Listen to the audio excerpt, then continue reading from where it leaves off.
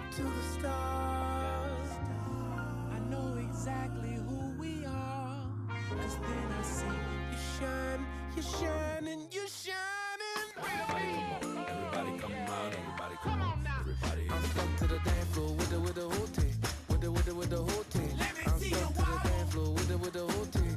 With the whole team. Let me see you what you ask for, give me the whole shit. I'ma give you the whole shit. Let me I'm see stuck you to the dance floor with the whole team. With the whole team. Can you I make say it break? yeah. Oh yeah. Let me see you wobble. You do, I'ma do too. Come on now. Everybody. I'm stuck to the dance floor with the whole team. With the whole team. Let me I'm see stuck you to the wobble. dance floor with the whole team. With the whole team. Let me see you what you shake. ask for, give me the whole shit. I'ma give you the whole shit. Let me I'm see stuck you to the wobble. dance floor with the whole team. With the whole team. Can you I make say it break? yeah. Oh yeah. Let me see you 'Cause wobble. you do, I'ma do too. When I move my body just like this, I don't know why, but I feel like freedom.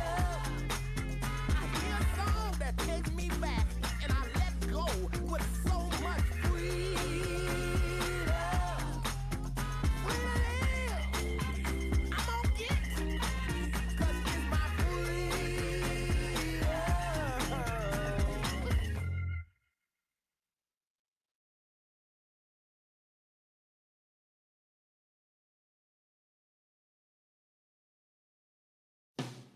I was born by the river in a little tent.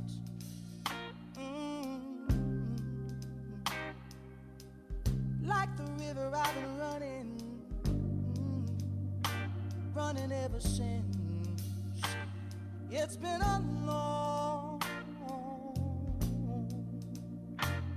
long time coming, but I know change gonna come. Oh, yes, it will. It's been too hard living, but I'm afraid to die. 'Cause I don't know what's up there beyond the sky.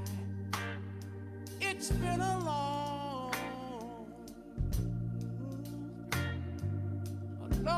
time coming, but I know a change gonna come. Oh, yes, it is.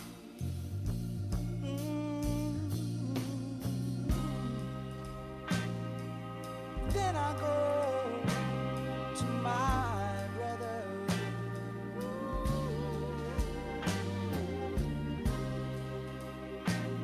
And I say, brother, help me please.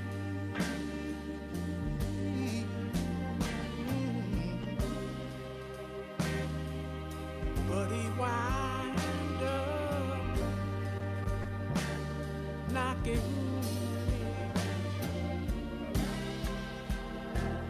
back down on the knee. Oh, there've been times that I thought I couldn't last for long, but now I think I'm able, Father, to carry on. And it's been a long time coming, but I know change gonna come. Oh, yes it is. Yes it is. Yes it is. Said I know that a change is gonna come one day. I know a change gonna come. Yes it is.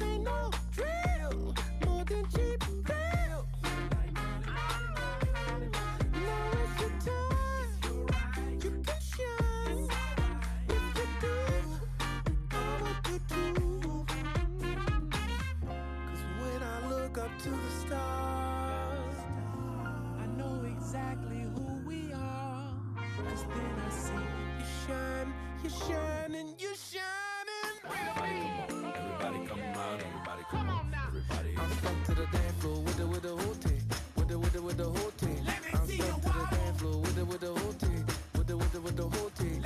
You give me what you asked for, giving you the whole shit. I'ma give you the whole shit. I'm stuck to the dance floor with the whole team, with the whole team. I say yeah, oh yeah. Cause you do, I'ma do too. Everybody, I'm stuck to the dance floor. We shall not be moved. We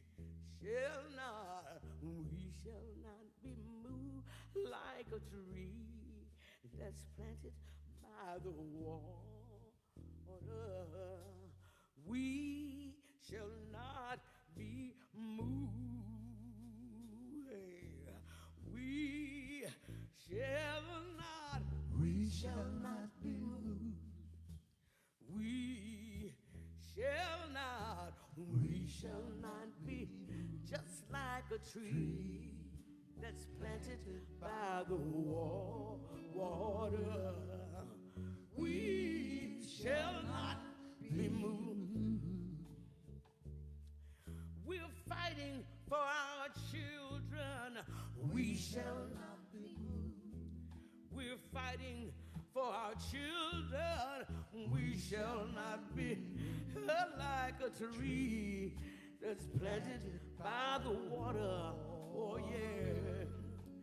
We shall not be moved. Oh yeah.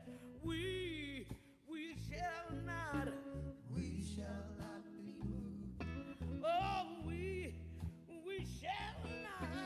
we shall not be moved. Oh, like a tree planted by the water.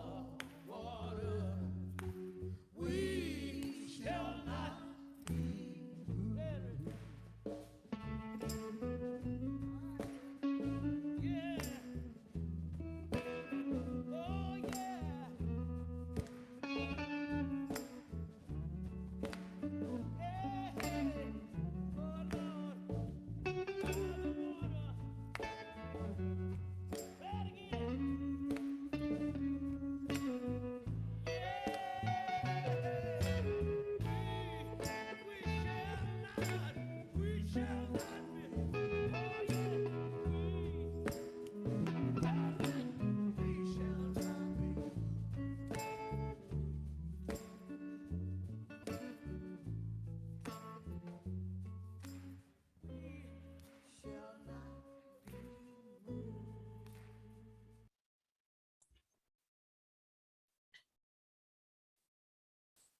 Good evening, everyone.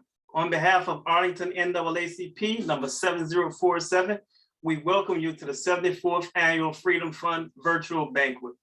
We're glad that you chose to spend the night with us. I am Marvin Nels, Chairman of Special Events, and with the committee, we have put together a great program for you featuring two phenomenal speakers, Ms. Jennifer Carroll Foy and Mr. Leon Russell. Also, we'll have community awards and scholarship recipients. None of this, of course, can be possible without the generosity of our sponsors and supporters, just like you. And you will see the sponsors throughout the presentation, but at this time, I would like to highlight our silver members. Ms. Adora Williams, on behalf of the Black Parents of Arlington. Mr. Alex Sachs, Ms. Allison Carpenter, Christopher Liebig, Claire Noakes, Craig Hines, Ginger Brown, Jen and Mike Chick, Julie Hanson Swanson, Juliet Hisney, Esquire, Matt Royer, Melissa Gray, the National Coalition of 100 Black Women, the Northern Virginia chapter, and State Senator Barbara Favola. Throughout this presentation, you'll see the different levels of sponsorship we have, silver, gold, and platinum. But before we get started with the program, I'd like to introduce Pastor Davis to open the program up with a prayer. Pastor Davis. I am so honored to be able to bring our invocation tonight and just to be a part of the Arlington branch of the NAACP. Will you pray with me now? Gracious and loving Lord, God of us all, thank you for our lives and this opportunity to beseech you. Thank you, O Lord, for giving the NAACP and all of us an opportunity and the determination to be a part of the quest for social justice, to try to make the miracle of your mercy and justice shining for all. O Lord, help our entire nation to join this journey of justice, to speak up against the evil of hypocrisy, dishonesty, discrimination, war, extremism, terrorism, death, and destruction. O Lord, our world is thirsty of justice, freedom, peace, prosperity, reconciliation, forgiveness, friendship, solidarity, unity, and cooperation. Give us vision, courage, and energy to replace racism with righteousness, discrimination with dignity, segregation with sympathy, hatred with love and empathy. Please answer our prayers, provide protection, comfort, hope, and healing for those who cry of pain, poverty, hunger, and insecurity, from those who are suffering from our nation and beyond. Tonight, we ask that you would bless the NAACP Freedom Fund Banquet, bless our Arlington branch of the NAACP and its leadership, bless our Commonwealth and county officials, bless our community, our country, and our humanity. Amen. If you missed something during the presentation, don't panic because we're being recorded. And after the presentation, we will upload it to our YouTube page. So like and subscribe to our YouTube page to see all the good stuff that the Arlington NAACP are doing on behalf of yourself. Now, without further ado, I would like to introduce the president of Arlington NAACP chapter number 7047, President Julius D. Spain. Thank you for joining us here on our 2021 virtual Freedom Fund Banquet. As the banquet chair, Marvin Neal, stated, I am Julius D. Y'all call me JD Spain, Senior President of Arlington Branch NAACP. What we're gonna do right now, I'm gonna bring up the Honorable Matthew Day Ferranti, who's the chair of Arlington County Board, and he's gonna provide some brief welcome remarks on behalf of all elected leaders in and around Arlington, Virginia. Matt. I'm honored to be joined by other elected officials, our Commonwealth's attorney, and I will offer my thoughts. I don't speak in every case for everything we do as an entire county government, but I do collaborate and work with the great officials on the call. I identified 3 priorities in January: stabilization, recovery, and systemic equity. Vaccinations were the big focus for the first 5 months, trying to stabilize the health of the members of the NAACP and all residents of our county. We worked to formalize the relationship with neighborhood health at Macedonia Baptist Church, which really drove vaccine equity. Our testing and vaccination sites are closest to our neighborhoods of color at Walter Reed and Arlington Mill. To be clear, there is more to do on health equity, but the bottom line, I believe we have stabilized the health of Arlington as a whole, and in particular, our communities of color in Arlington. With respect to recovery, we have prioritized issues that disproportionately impact our residents of color. Eviction prevention has been a priority from day one. Analysis from 2020 shows evictions are down, which is surprising given that the pandemic happened. We put resources there. We've made hunger a priority, and we have made investing in small and minority-owned businesses a priority in Grants 1.0, and now even more in Grant 2.0, which is $10,000 per business, and many have applied for. On systemic equity, I won't avoid the topic of the Serrano, which has been a focus. We made it clear that the leadership of AHC was not acceptable, and Walter Webdale stepped down. We worked to put residents in hotels, and AHC is and will pay for the cost of doing so. I brought AHC before the board 3 times so far this year to hold them accountable, and will do so again in November. There's more to do, but the work on conditions and claims is progressing, and there has been compensation. I hope to have more progress to point to you specifically by the end of the year. With respect to other steps on systemic equity, we replaced the logo and renamed Langston Boulevard. Thank you to NAACP members and to President Spain for your work on the logo. The county board ultimately had an important role, and I'm proud we got it done this year with your help. Langston Boulevard is also a step forward. I want to credit Vice Chair Katie Crystal, but all 5 members of the board thoroughly supported this effort. On the Civilian Oversight Board, we adopted an ordinance that includes subpoena power, a step that both the NAACP and I supported. For those who followed closely, there was a vote on whether the Oversight Board, instead of the county board, should have subpoena power. And the board members that have joined here tonight voted in favor of making sure it happened in the Oversight Board. We also are working to make sure oversight of the independent auditor is done by the board and not the county manager. I'll be honest, more to do. I look forward to working with you on this issue. I want to address one issue that the county board does not have full direct legal authority on, but is important to me and important to you, the fatalities in the jail. Under Virginia law, criminal issues are under the authority of the sheriff and the Commonwealth's attorney.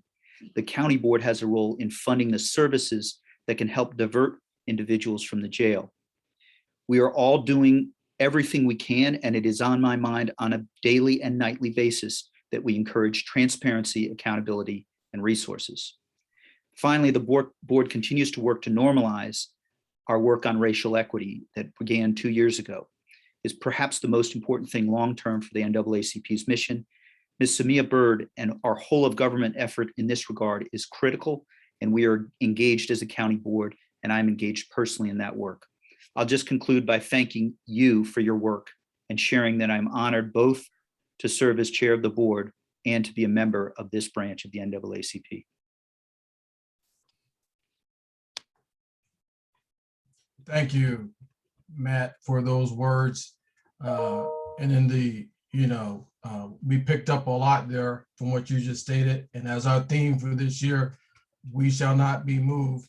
That's not only myself, but the members and supporters and allies of the NAACP. With that being said, it gives me great pleasure. I mean, a really great pleasure, because this is the 3rd year in running to bring to you this evening for some welcoming remarks. A good friend of Northern Virginia, a good friend of Arlington County, a true champion in so many regards, a friend, a sister, a member of the NAACP, the Honorable Jennifer Carroll Foy. There we go. Hi, everyone. It is my honor and privilege to be here with all of you this evening. And so I want to take the time to talk about what we all are thinking about right now, what is top of mind or should be top of mind for every single person that's here. And that is the upcoming election that we have.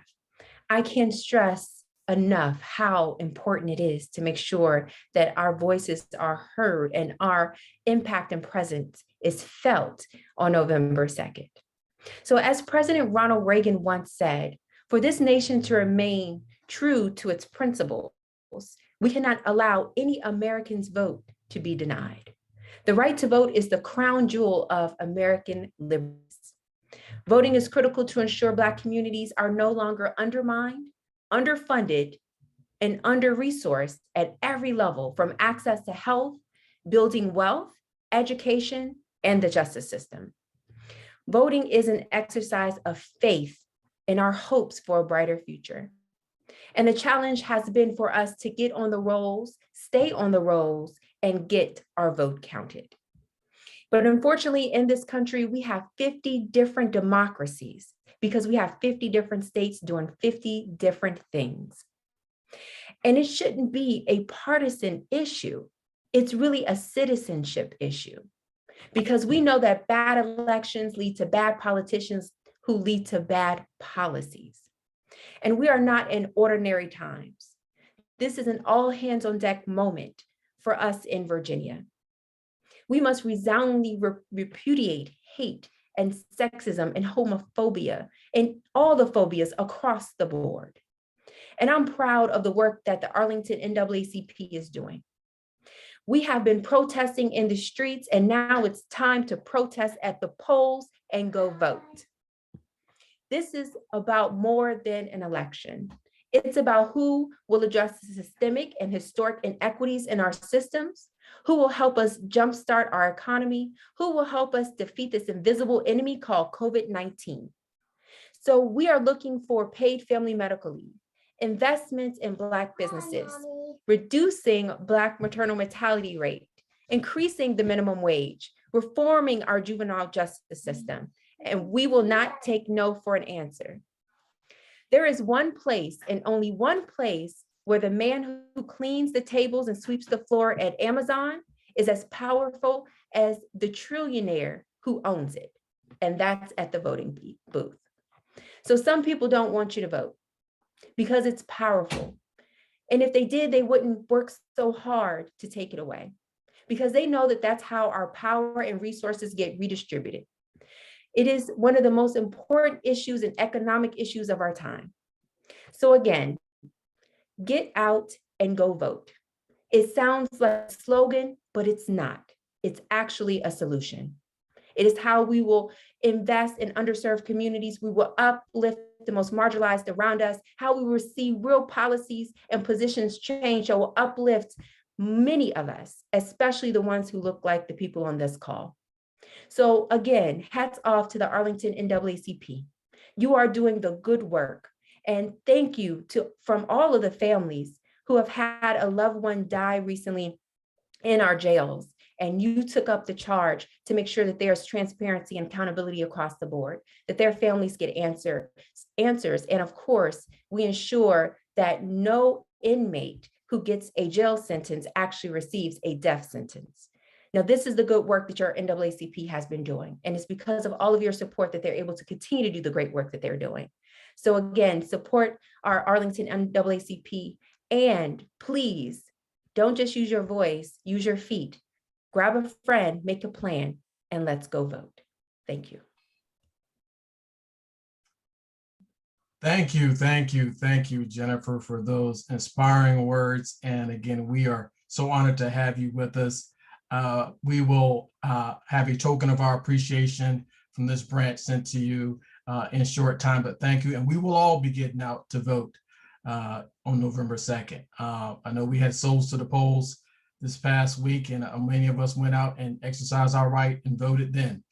With that being said, so thank you. That's right, Mike Heminger, go JCF, great remarks. You inspire all of us. Now it gives me great honor and pleasure to bring up another good friend, and it was only appropriate. I reached out to her and she was like, sure, JD, we can make this happen. This individual has been working in the NAACP in the vineyards, we call it, for over 30 years. She has risen to the position of a member of the national board, where she currently serves as our oversees our region, Region 7, which is the District of Columbia, Maryland, and Virginia. She's currently down in the Hampton Roads region area. And again, she serves as our representative to the national board. She in turn is going to provide some welcome remarks and formally introduce our keynote speaker for this evening. So without further ado, please welcome Carmen Taylor. Good evening, Arlington NAACP peers. On behalf of the National Association, we want to commend you for your efforts in fighting for the justice and civil and social rights for all human beings throughout the Commonwealth of Virginia. President Spain and I have worked these past couple of years together, and together we have worked to ensure that everyone's rights are not being violated. So on that note, I say thank you to your branch and ask that you continue the work that you are doing. Now, good evening again, President Spain, NAACP family, clergy, and friends. Tonight, I have the distinct honor of introducing to you a civil rights trailblazer who has led the fight for change and social justice for many years. I have personally had the privilege of knowing Chairman Russell since the year aught. He is a man who stands 10 feet tall and who leads one of the oldest, boldest, and largest civil rights organizations in America today. Leon W. Russell was elected chairman of the NAACP National Board of Directors at its annual Board of Directors meeting in New York on February 18, 2017. Chairman Russell has served as a member of the NAACP National Board of Directors since 1990 and has led one of the most powerful committees, the National Resolution Committees, for more than 20 years. He has served as Assistant Secretary, Chair of the Convention Planning Committee, and Vice Chairman of the NAACP National Board of Directors. Before joining the NAACP National Board, Chairman Russell served as President of the NAACP Florida State Conference of Branches for 4 years, after serving for 15 years as the first Vice President. Chairman Russell retired in January 2012 after serving as the Director of the Office of Human Rights for Pinellas County Government, Clearwater, Florida, since January 1977. In this position, Chairman Russell was responsible for implementing the county's affirmative action and human rights ordinances. These ordinances continue to ensure a racially and sexually diverse workforce and support the implementation of the county's equal employment opportunity programs. Programs involved in the implementation of this ordinance cover employees in all departments under the county administrator and the 5 constitutional officers. The Pinellas County Human Rights Ordinance provides protection from illegal discrimination in housing, employment, and public accommodations for the county's 923,000 residents.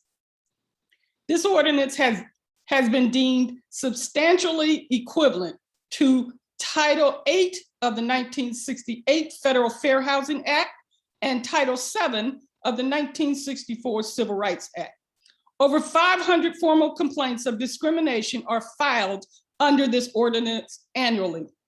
In September of 2017, Chairman Russell was elected president of the International Association of Official Human Rights Agencies.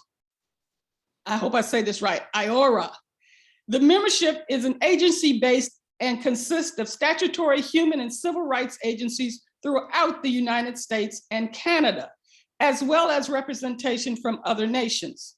These agencies enforce state and local civil rights laws and are actively engaged in reducing and resolving intertension and promoting intergroup relations. He concluded his second term as IORA president at the conclusion of the IORA annual conference in Austin, Texas in September 2011. As part of his long life work and leadership, Chairman Russell has served as a member of such organizations as International City Management Association, National Forum for Black Public Administrators, Board of Directors of Children's Campaign of Florida, Blueprint Commission on Juvenile Justice with responsibility for recommending reforms to improve the juvenile justice system in the state of Florida, past board member of the Pinellas Opportunity Council, and past president and board member of the National Association of Human Rights Workers. Currently, he serves as chairman of the American Children's Campaign, formerly Children's Campaign of Florida. Chairman Russell also serves as the chairman of Floridians Representing Equality and Equity, FREE, which was established as a statewide coalition to oppose the Florida Civil Rights Initiative and anti-affirmative action proposal authored by Ward Connolly. Chairman Russell has received numerous civic awards and citations. He was born and grew up in Pulaski, Virginia, where he attended segregated Calfrey Elementary School, Christiansburg Institute, and graduated from Pulaski High School in 1968. He is a 1972 graduate of East Tennessee State University in Johnson City, Tennessee, with a BS in political science. In 1977, he was recruited by the International City Management Association and moved to Pinellas County, Florida, to become the Director of Affirmative Action. NAACP family, clergy, and friends, it is my pleasure tonight to introduce you to a leading crusader for civil and human rights who will not be moved, Chairman Leon W. Russell. Thank you. Good evening, Arlington County branch of the National Association for the Advancement of Colored People. It's my distinct honor and pleasure to join you for your 74th annual Freedom Fund Banquet. I am extremely pleased that Carmen Taylor was able to introduce me. As Carmen said, we've known each other for a very long time. I don't know about the ought part of that, but we have known each other for a tremendously long time, as Carmen has served with me on the National Resolutions Committee and in other capacities throughout the years. So it is always good to have Carmen with me, and it's especially wonderful to have Carmen as a part of the National Board of Directors these days. President Spain, thank you for this invitation to speak to the 74th annual banquet. I think that your leadership, the leadership that you've shown in Northern Virginia and as a district director within the Virginia State Conference, is exemplary of the kind of leadership that we need across the length and breadth of the NAACP. And so I'm very thrilled to join you this evening.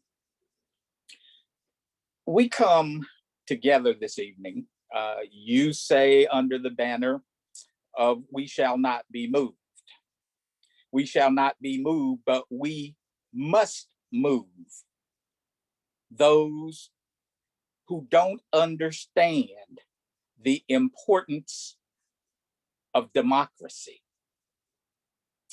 We have to move our communities such that they understand the peril that I believe we currently face.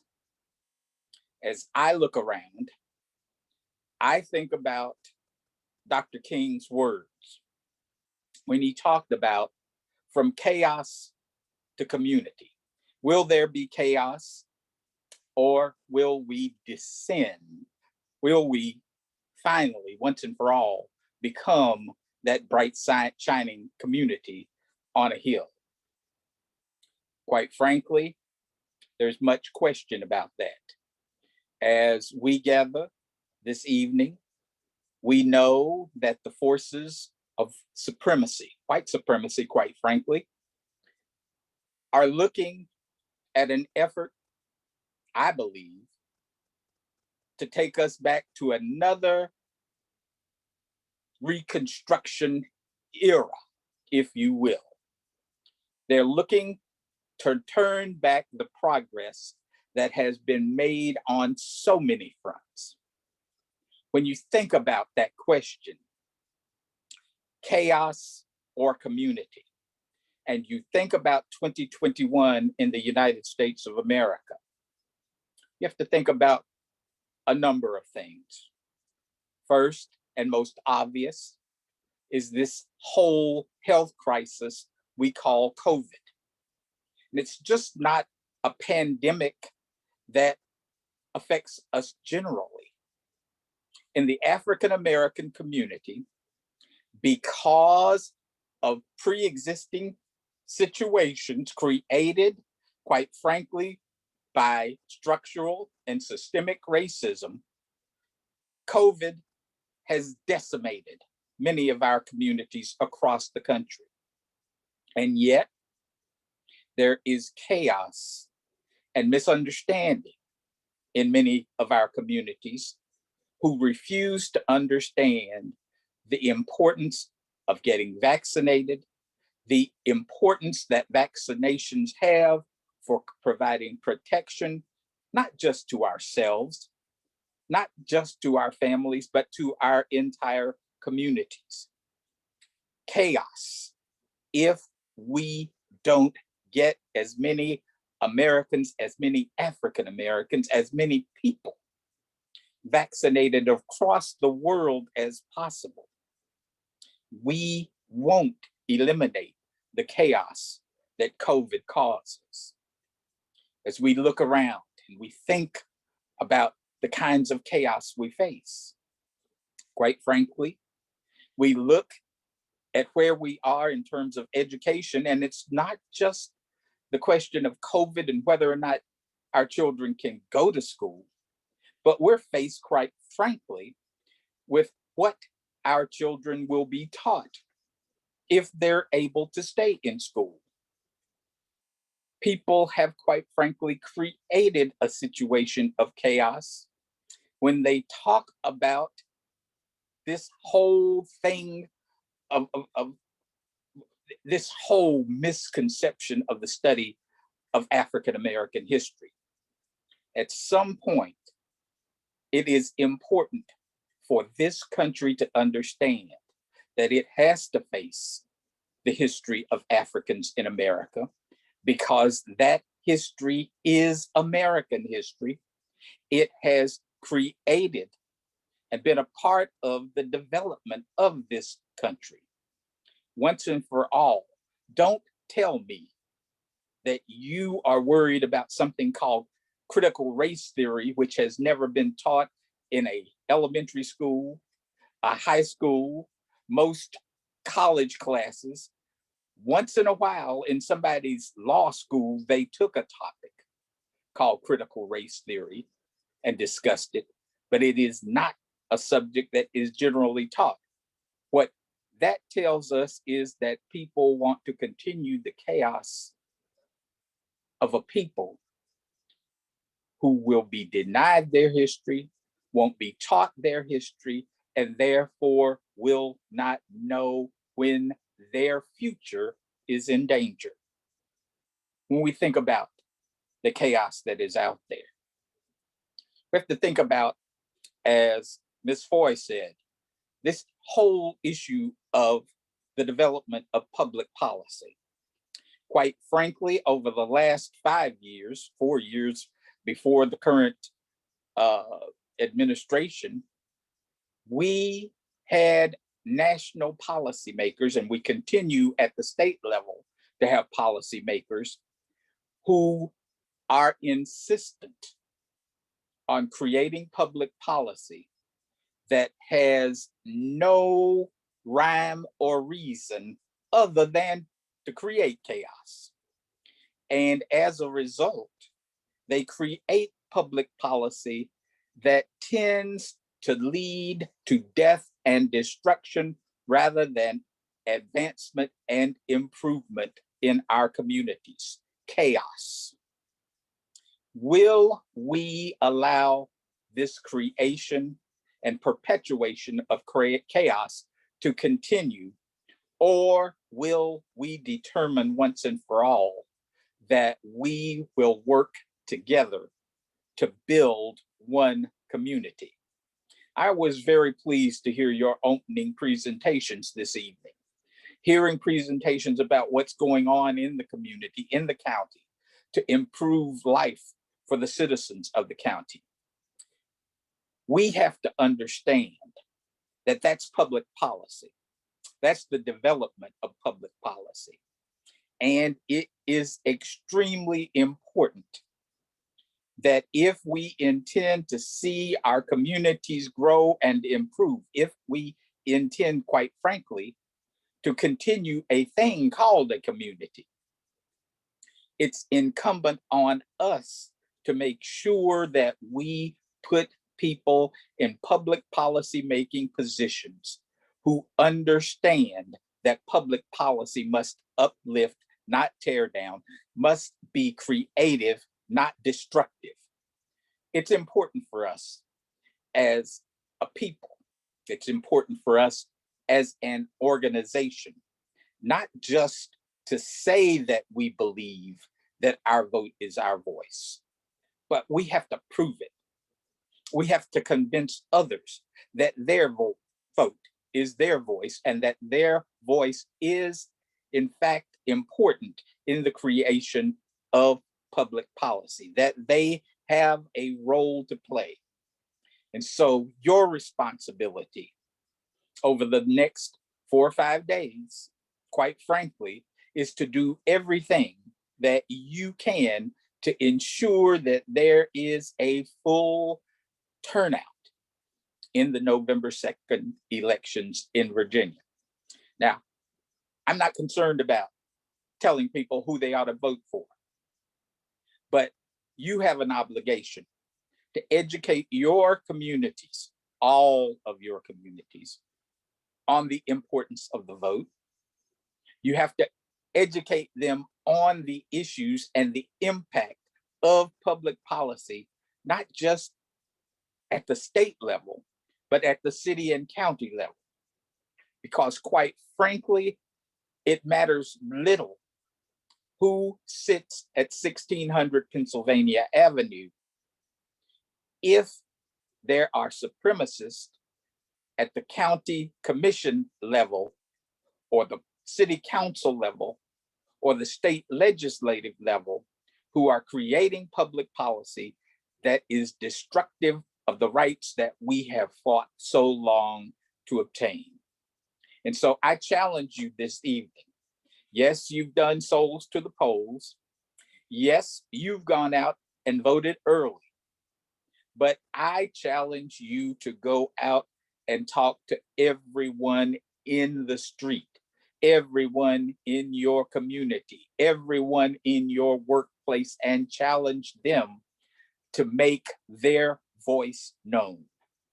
Challenge them to get out and participate in this civic responsibility called voting. It's important for us all to understand that it's not just about us. It's not just about what we want, but we need our community to speak up for what it wants and what it needs. And the only way that it will ever be heard is through the ballot box. Ms. Foy said the janitor at Amazon in that 1 minute has the same power as Jeff Bezos when he goes to the poll. We need to tell folks that. We need to show them how that is real in their lives. We have to say to them that they have an obligation to get out and vote. And if they need our assistance in getting to the polls, making sure that they understand what's on the ballot, that's what we need to be doing. And that's what we need to be doing over the next few days. As you look at where we are as a nation, we have to understand that, in my opinion, our democracy is under attack. Sweet Honey and the Rock sang a song inspired by Ella Baker that said, "We who believe in freedom cannot rest." Well, I'm saying to you this evening that we who believe in democracy cannot rest if we believe that we as a people create and support a government for the people and by the people. Then we have to be the people who show folks how to ensure that that long-held belief can be carried out. That's where we are. We who believe in democracy have to get in the streets. We have to be in the suites. We have to ensure that those who are in the boardrooms, in the legislative chambers, are making laws that work on all of our behalf. That they understand that public policy ought not be an absolute threat to the life of any individual in our communities, but that in fact, the responsibility of those in public policy making positions is to ensure that when the tide rises, half of our community does not drown. We have an obligation that when that tide rises, everybody has a boat that ensures that they will rise with the tide and not that they will sink and drown under that tidal wave. That's what we're here for. That's what our mission is NAACP Arlington County Branch. Our mission is to ensure that at every level of life in this America, whether it be social, political, economic, or any other phase, that we have equal access, that we have the ability to demand and obtain equity. That's our responsibility.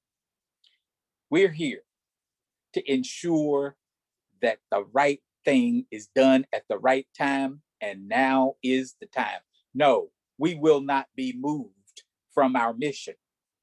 We won't be moved from the fact that civil rights and social justice are our goals for all Americans. We must understand that our job is, in fact, to fight forward, to fight on for civil rights, for social justice. We must understand that when we sing Lift Every Voice and Sing, we're singing a song about a people who survived 400 years of absolute oppression. We can't be the generation that lets the clock roll back. But we also have to be realistic. If, in fact, anyone's rights are attacked, whether they're a woman's rights to health care, whether it's the right to love who you want to love, whether it's the right to be in the proper educational environment, whatever that right is.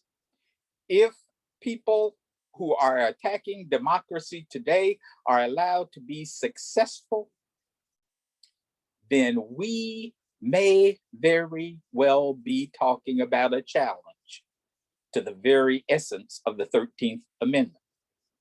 And so tonight, Arlington Branch, I ask you to recommit yourselves to the work of the National Association for the Advancement of Colored People. Recommit yourself to defend democracy. Recommit yourself to be civically engaged in your community and throughout the state. Make sure you don't just talk to each other, but that you talk to the broader community. If we do this, we won't be moved from our stance that civil rights and social justice are goals that must be attained for every American. If we fight forward, when we fight forward, we will win. Thank you, Arlington County Branch of the NAACP, for inviting me to speak to you this evening. Thank you, President Spain. I turn the program back over to you. I wish you a wonderful rest of the program.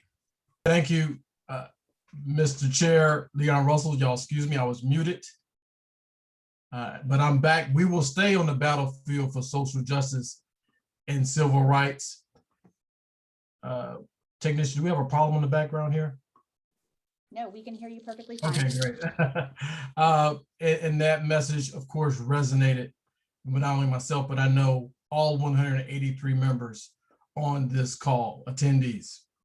Mr. Chair, on behalf of the NAACP, we will also be sending you an honorarium and a gift from this branch to the national office that will be arriving really soon. We know you have a busy schedule, but again, we thank you. And we also want to thank National Board Member for Region 7, Carmen Taylor, for being with us and introducing you this evening. We're a little ahead of the program, and that's a good thing. We're going to move on. I think next we're going to go to a break, give everyone a few minutes to have a break, and then we're going to come back with our platinum sponsor that has some announcements. So about a 2-minute break, everyone. Good evening. Once again, here are a list of our gold sponsors for the 74th annual Freedom Fund Banquet. And those sponsors are the Northern Virginia Black Chamber of Commerce, the Ethiopian Community Development Council, Mr. Michael Heminger, our own Arlington chapter member, and Lomax AME Zion Church, worshiping, witnessing, and working to the max. Please enjoy the break, and we will be back momentarily. Also, I'd like to take this time to give a special shout out to Premier Hospitality. They are the ones behind the scenes that you don't see making things happen. So thank you, Ginger, Sarah, and Catherine.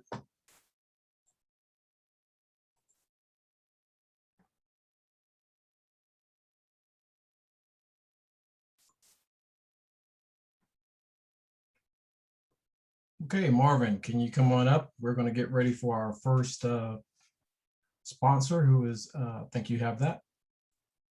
And that will be Felipe.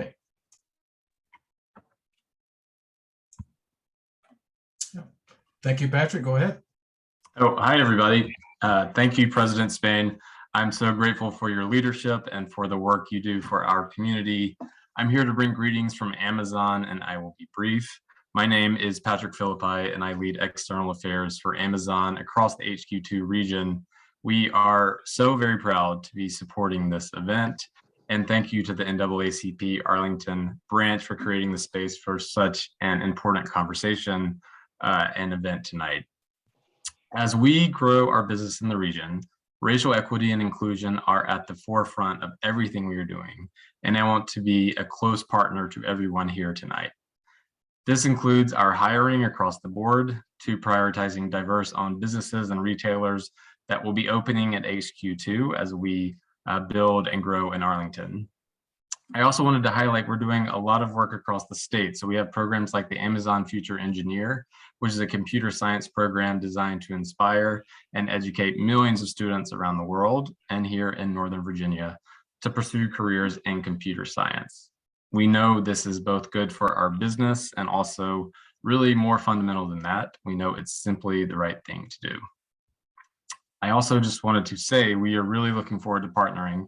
And I'm looking forward to partnering with organizations that are so foundational to this community, like the NAACP Arlington branch. So that is all I had to say tonight. President Spain, I thank you again for your leadership.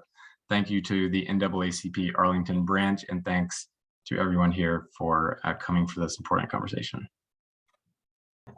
Next, we will have comments by Arlington Links.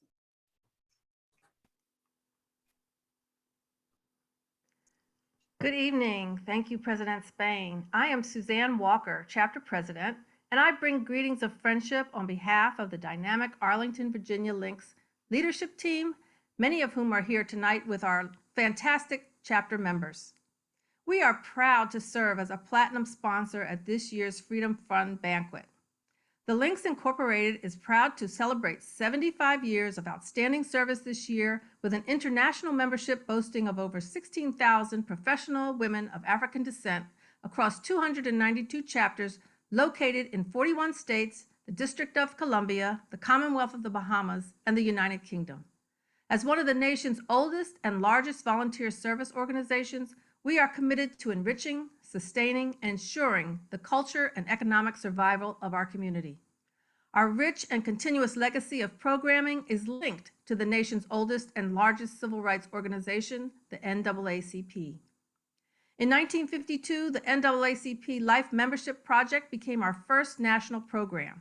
Our early leaders understood the need to support the NAACP's critical work in securing equity for African Americans, so they called upon members and chapters to purchase life memberships. Just 2 years later, in 1954, the NAACP Administrator Roy Wilkins and Special Counsel Thurgood Marshall came to our 6th national meeting and were presented with a check for what would be close to $300,000 today. Continuing this membership support, the Arlington chapter is an organization partner of the Arlington branch of the NAACP. And under my administration, we look forward to working closely together to drive more impactful change in the community. This year, we celebrate 55-year chapter anniversary, and we also have been a constant force within the Arlington, Virginia community, along with the Alexandria community. and we are linked in friendship and connected in service. Among our many highlights, the Arlington Links have had more national presidents elected from our membership than any other Links chapter, with our current 17th national president, Kimberly Jeffries Leonard, our 8th national president, Dolly DeSalle Adams, and the 6th national president, nationally known community trailblazer Pauline Ellison, who was also the 2016 Woody W. Willard Britton Community Appreciation Award recipient.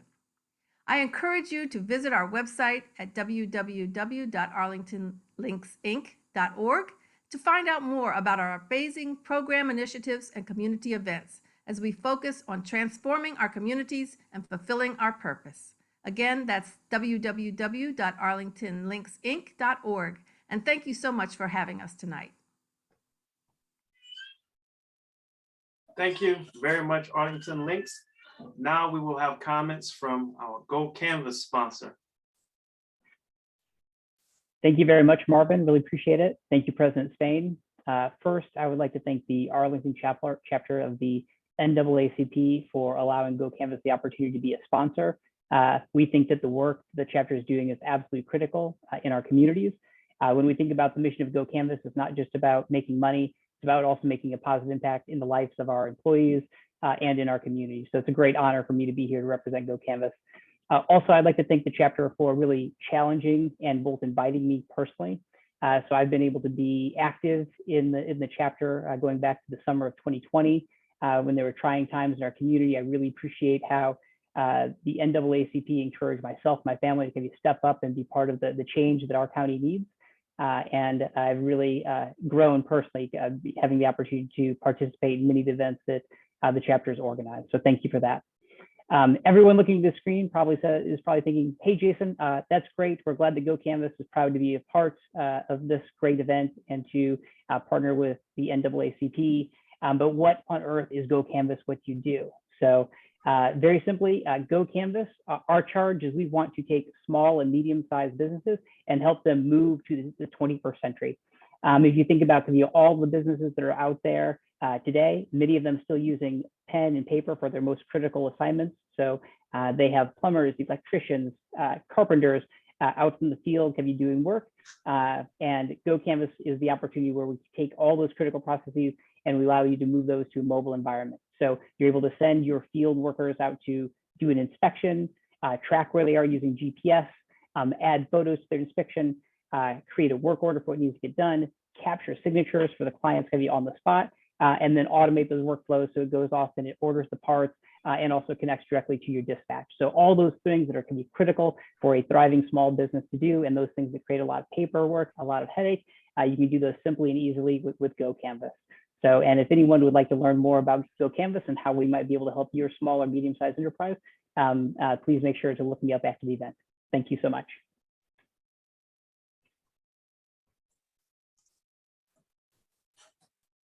Thank you very much for those words. Now we will move on to the year in review, which will be hosted by our branch president, Julius Spain. Thank you.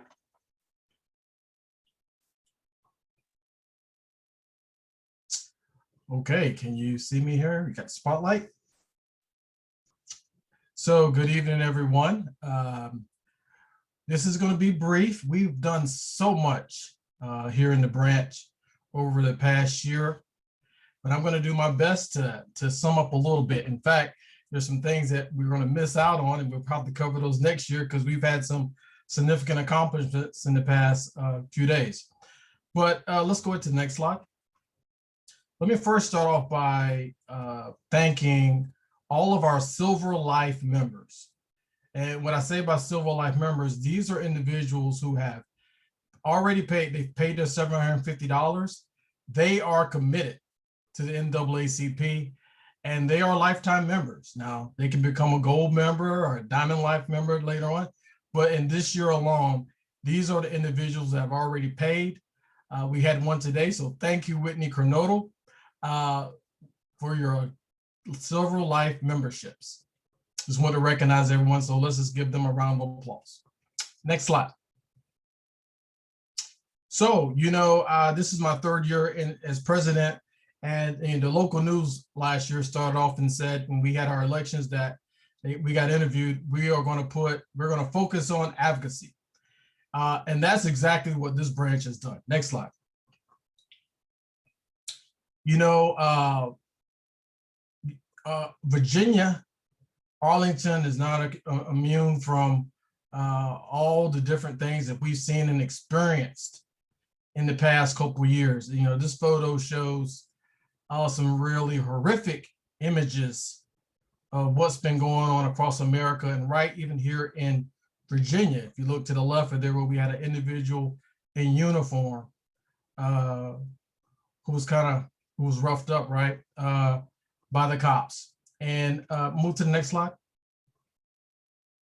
You've heard this earlier. So we started back in 2020, you know, conversations were had here at the NAACP about the logo, as you see right here, the yellow flag, that is a depiction of the Arlington House, the Robert E. Lee Memorial. And what this image shows you is that we've had conversations with board members and allies in the community. That happened in July of 2020. And we're happy and pleased to tell you, report back that in September, the county board, in fact, approved a new logo. So we all know about that. That was a lot of conversations, a lot of explaining as to why the logo that sits before or on our flag and around our county is not reflective of our inclusive community. So we're glad the community heard it, and now change is here. Next slide. You know, we've also back last year, we had some incidents in December of last year, and that was right after we had our banquet, where we had a gentleman who was racially profiled by the police department. But you know what? Through all of that, we've been in the media, we've been engaged with the community. This photo shows some conversations we've been having about COVID. Since last year, our very own co-chair of the Education Committee was being interviewed. We've been involved with Arlington County government, having conversations as it relates to the Serrano, the affordable housing unit development that was ridden with roaches and rats and mice. And that you heard from the county board chair that there was a change because of our level of activism and many others. Next slide. Just want to liven it up a little bit. This is just some diversity of thought, right? This was a screen capture of one of our meetings. As you can see, you know, this is back in November of last year after our banquet. We had a rather large attendance, 124 people. But, you know, this is what this image tells me is that we're bringing everyone to the table.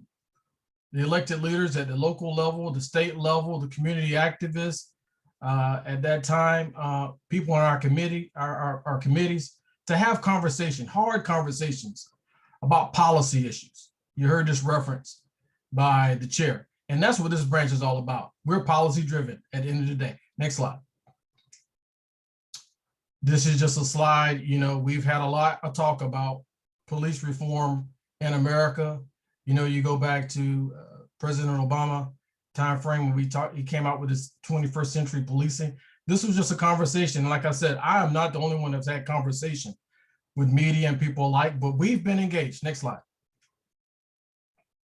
This is what activism looks like. This is an image of members of your executive committee, your NAACP, and allies at the county board speaking about civilian community oversight, right? That's activism. This is what we're talking about. Don't just talk about it, be about it. And sometimes that means you need to go before the mic in public and tell it like it is. Next slide. So we've not only agitated, we've also had some good events, some really good events. Our education committee did an event back in March, a documentary screening on Push Out, the criminalization of Black girls in America. It was a well-attended event, and from my recollection, it was well over 200 some folks attended that meeting. So that was our way of kind of like giving back. We brought in a guest speaker. It was really great. It was a really good event. We also had back during Black History Month, we had a presentation on Black generational wealth by our very own Kathleen McSweeney.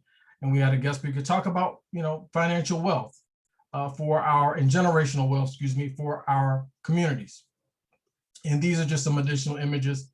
You'll see up the top right, your three presidents. Myself, First Vice President Kent Carter, Second Vice President Sharice Kearns, Third Vice President Michael Heminger.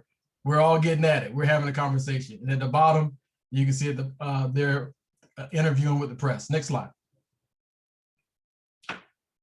So this year, what we've done, we've grown substantially, and we've done some amazing things. Our scholarship program, it started off about 10 years ago. Well, it's been around for a long time, but about 10 years ago, we were privileged to bring on and some outreach by the Britton Foundation, and that program has just expanded.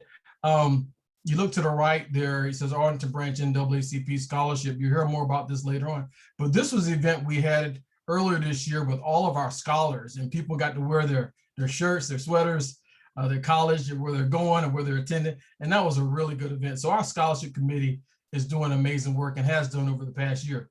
We've also we've done more environment and climate justice. So under the leadership of our chair, Gabrielle Cantor, as you can see, we've had some Black and Latinx birder events. And what you see there is one of the images from our meeting and the advertisement. So we're expanding out, doing some different things, diversifying our portfolio, I would say, but the things the NAACP should be doing. So that's something we did this year. Next slide. So COVID passes. We didn't do much in 2020, but 2021, we were actually able to participate at the fair this year. So this is just a photo to your left. We went down there and hand out membership applications and in a safe way. This is some of the team that was down there at the Arlington County Fair this year. We had a table. To the right of that, you'll see, again, myself, our criminal justice team, having engagement with the county board chair. And I think that engagement was on community oversight board as well. Next slide. We've talked enough about the police, but just know that when we talk about trust and accountability, that means the police too. Next slide. Early on last year, maybe a year before that, our education committee and the branch and executive committee took it upon ourselves, and we did some research and had some numbers. And ultimately, we took a position about SROs. The NAACP National had already did a resolution, which talked a little bit about expectations with SROs in the school system. We started that back in July of 2020.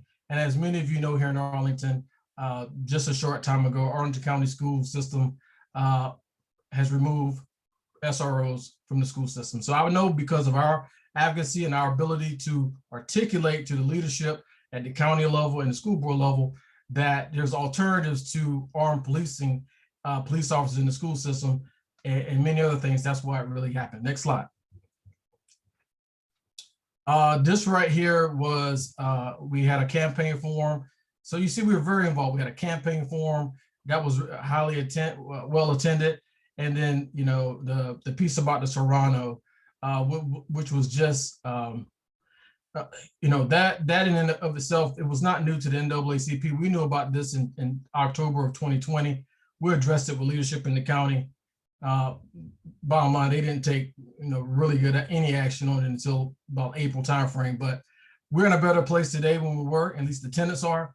And there's still more work to be done as it relates to affordable housing in Fort Arlington. Next slide. And our partnerships, right? We brought on one organizational partner this year, the Columbia Pike Partnership, under the leadership of Executive Director Kimberly Klinger. This is an event that was held at their office on Columbia Pike, along with the Black History Museum. I think that was the rededication. They had moved us some new photos, so we presented them with their plaque. And you have a photo of some of the elected leaders in our county, along with myself and the third vice president and a member of our economic development team who was able to attend. Next slide. So a picture to your left is a photo of the leadership last week at Souls to the Polls. We were down at Clarendon in 2100 Boulevard. Many of us went down and we voted. And to the right of that, you have our political action chair, Ms. Jamie Abrams. Had you got a brain clog there, but she was giving a presentation, and I thought it was appropriate. It was, as we conclude this slide, and it goes back to something Jennifer talked about.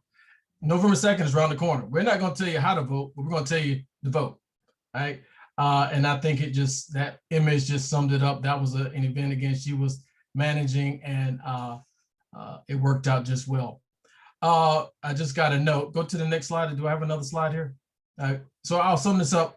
You just saw something in the chat from our education co-chair. We did have a very significant accomplishment and partnership with Dyslexia Edge, and a partnership and doing some things down at the Drew Elementary School.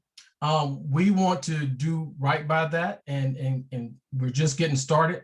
But I'm sure in the next couple of months, next year, we'll be able to see the fruits of that labor. It's been 2 years that the Education Committee, along with Simone Walker and Sharice Kearns and many others, have been working on getting this partnership to help our children, our young children. And we just started up this past Tuesday. So we hope for great things to come out of that. We have about, I think, a cohort of 20 students right now. Hopefully we will expand. And next year, this time when we come back, we'll probably have a lot to say about it. So hats off for both of them, for their hard work. It wasn't easy, and for the partnerships that we have. All right, with that concludes the year review. It's definitely not everything we've done. I perhaps missed a few things, but in that vein, you can see that your branch of the NAACP has been hard at work, and it's definitely a team effort. All right, back over to you, Marvin. Thank you, Mr. President. Now we will have remarks from Ms. Pauline Ellison. Good evening. I am so happy to join tonight's festivities. A few years ago, I was honored to receive the Willard Britton Community Appreciation Award. Due to emergency surgery, I was unable to attend in person, and my granddaughter, Noah, beautifully accepted the award for me. Tonight, I am thrilled to say thank you in person, not just for the wonderful award named after Woody, a longtime friend and native Arlingtonian, and not just because of his lovely wife, Debbie, also a Link, who holds a very special place in my heart, but for all the great and vital work of the NAACP over many decades. You have made a critical, tangible difference in Arlington and across the country.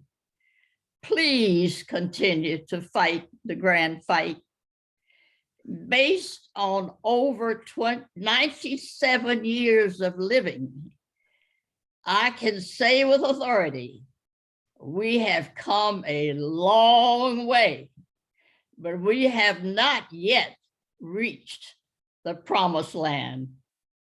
May God continue to walk with you and watch over you every step of the way. Thank you. God bless you. And by all means, stay safe and go vote.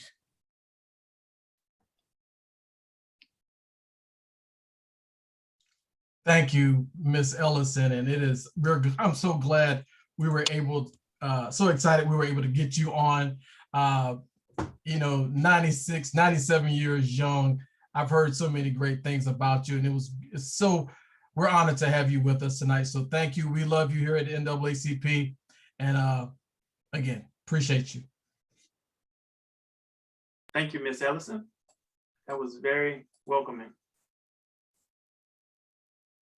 Unfortunately, Mr. Kent Carter, our first vice president, had to step away for some family business. But I want you to know, for your real estate needs, go to Kent. His website is kentdcteam.com. If you are interested in buying, selling, getting your home value, or even financing, Kent will help you accomplish your needs. Again, that is kentdcteam.com. team.com. Thank you. Good evening, everyone. I am Parissa Degani Tafti. I am your Commonwealth's attorney. And I am very sorry that we can't be together in person tonight. In the past, this is one of the events that I very much look forward to because it always felt like being among family and friends. And the work that the NAACP does and has done is what inspires me on a daily basis. And the way this organization fights so hard to hold all of us accountable is inspiring to me, even if it's uncomfortable at times. Because successful campaigns for racial justice have often pointedly ignored demands for moderation. Black activists and intellectuals like James Baldwin, Ella Baker, Fannie Lou Hamer, Martin Luther King Jr., Mae Mallory, Bob Moses, Bayard Rustin, Thurgood Marshall, Malcolm X, and Shirley Chisholm did not listen to the voices constantly asking them to tamp down demands for human rights in order to placate an unjust society. As Baldwin wrote in The Fire Next Time, speaking to white Americans about what they have to do to create racial justice, I know what I'm asking is impossible, but in our time, as in every time, the impossible is the least one can demand. And one is, after all, emboldened by the spectacle of human history in general, and the American Negro history in particular, for it testifies to nothing less than the perpetual achievement of the impossible. Thank you for all of your work.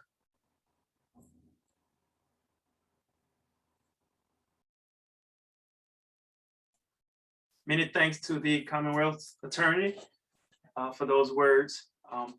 Our last platinum sponsor is the Britton Foundation. Ms. Deborah Britton and her husband, Mr. Woody Britton, have been ardent supporters of the NAACP for many years, and we look forward to continuing to build this relationship for many years to come. Thank you, thank you, thank you to the Britton Foundation. Next up, we will have the scholarship presentation by Ms. Leah Evans.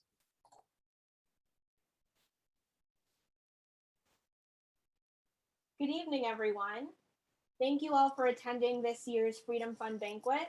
My name is Leah Evans, and as a former branch scholarship recipient, it is my pleasure to be able to present to you the 2021 Arlington Branch NAACP Scholarship recipients. Each year, the Arlington Branch NAACP remains committed to supporting the academic goals of graduating high school seniors of the Arlington community. With donations from organizations and local philanthropists, the branch has been able to provide numerous scholarships over the years to exceptional Arlington students who have not only excelled academically, but have also exhibited dedication to community service, leadership, and racial justice. The scholarship committee, consisting of Jill DeWitt, Adora Williams, Karen Nightingale, Susan Cunningham, and myself, as well as our community readers, had a very tough time this past cycle trying to select recipients because all of the applications that we received were highly impressive and competitive. This year, 3 types of scholarship awards were made available, and the branch was delighted and fortunate enough to be able to provide 14 students with scholarships. This includes 9 new recipients and 5 reoccurring recipients. The first group of recipients are those who have received the Willard Woodson Britton Jr. Foundation Scholarship Award. The new recipients this year are Abel Galetta, who is attending Yale University, Riley Porter, who is attending Belmont University. The reoccurring recipients of this award are Takier George, who is attending Howard University, Dulanda St. Cyr at Virginia Commonwealth University, Sophia Nolan, who is attending Bowie State University, Dexter R. Merritt Jr. at University of Maryland, Baltimore County, and Jessica Presley, who is attending Loyola University, Maryland. Next, we have the recipients of a scholarship award that is new to the branch this year, the Arlington Branch NAACP Future Leaders Scholarship Award.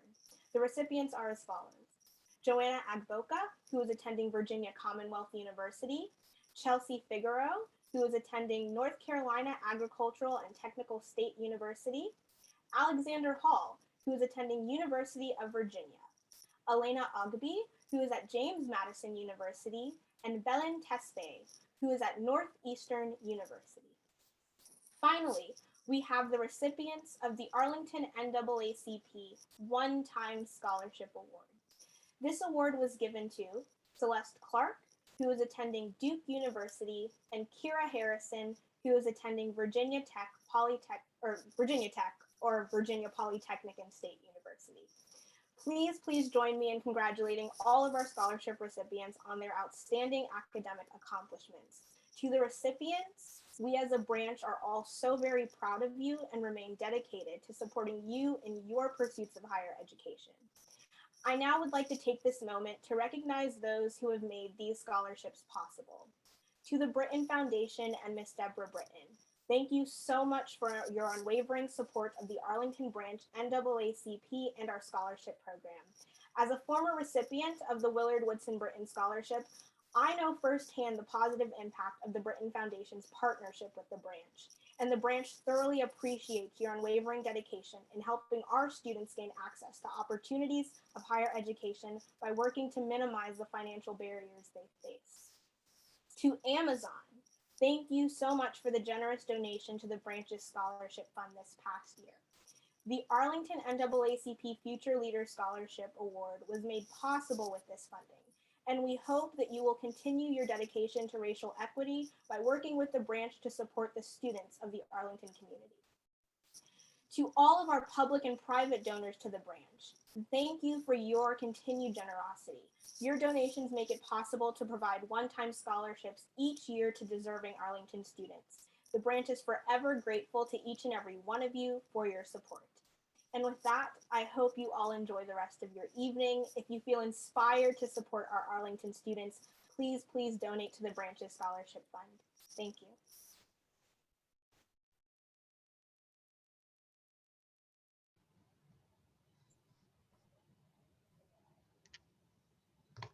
Now to our platinum sponsor, and believe it or not, I've been practicing this for a long time, and I'm probably still going to mess it up. So Mr.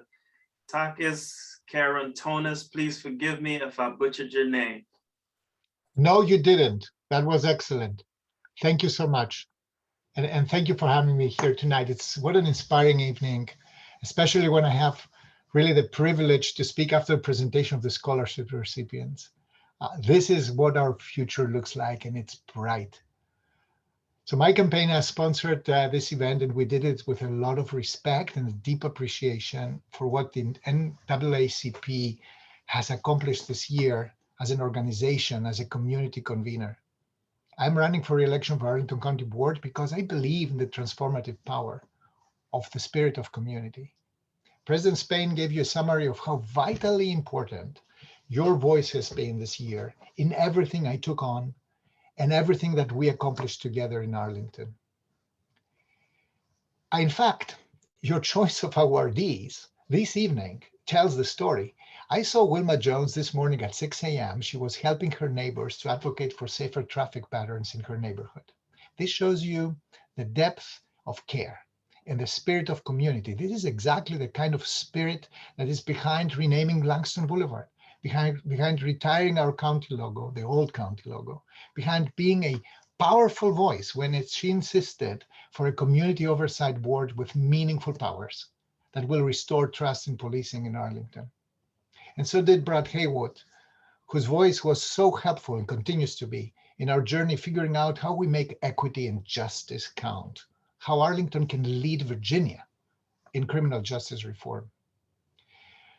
And talking about that, when the Macedonia Baptist Church led our community in the most challenging times, putting the most vulnerable people first, and stood the course after that until we got the overwhelming majority of people vaccinated, this is what it means making equity and justice count. And the Wakefield team, when they pushed back and called out those whose behavior is unacceptable and has no place in this community. So once again, I'm here to thank you. Thank you for standing up, for speaking out, for making very difficult questions, but also for doing the work on education, on housing, on social services, and the environment, on everything we do as your local government. Thank you for moving the needle, for bending the arc towards justice in Arlington. So I look forward and I'm excited to continue on this path with your partnership, but it will be impossible, as you've heard tonight, to continue if we cannot defend our democracy. So it will be another one to ask you to help get out the vote, but not out of fear, but with a fire in the belly, because this fire comes when we know that we are on the right side of history and that we can shape the future where equity and justice really count. So thank you for having me tonight. Congratulations to this event. And I look forward to see you next year in person. Thank you. Thank you, Mr. Takas. And up next, we will have Ms. Victoria Verasang, another platinum sponsor. Thank you so much, Marvin, and great job on the last name. Thank you so much to the NAACP for hosting this event, to President Spain for bringing us all here together. I have been so inspired by the speakers that have come before me. I'm humbled to share a little bit about my story with you all here today. My name is Victoria Verasang, and I'm the daughter of immigrants, and I was born and raised here in Arlington, Virginia. My parents met in a little known place, Unexpected Love in Ballston, before Ballston was cool, trendy, and expensive like it is today. And our story is the story of so many families here in Arlington. My parents worked minimum wage jobs. We struggled to get by, but through a lot of hard work, a lot of prayer, and a belief in the American dream and a hope for a better future, we made it through. I was the first in my family to attend college. I went to Stanford University on a full scholarship. And when I came back to Arlington, I was excited to see the progress that we had made, but yet there is still so much further that we have to go. Progress requires policies. And that's why I decided to run for Congress, to represent and to serve the community that raised me. I'm running on policies that are going to uplift the working class community that drives this economy, to break down the systems that continually marginalize Black and brown voices, and to give everyone equal opportunity and a fair shot. I'm running on Medicare for all, a new deal for housing, racial and economic justice, and a Green New Deal. While our election is in June of 2022, I would be remiss if I did not echo the sentiments of those who come before me on the importance of voting in this election. My family and I have taken the right to vote very seriously as soon as my family became citizens. And I urge every one of you to get informed, to read about the policies of the candidates that are running, and to get out there and vote. I'm so excited to go on this journey, and I look forward to working alongside and fighting alongside the NAACP on our shared priorities. Thank you. Now we will have the presentation of our community awards by Mr. President Julius D. Spain. All right. Can we bring up Reverend Harkle?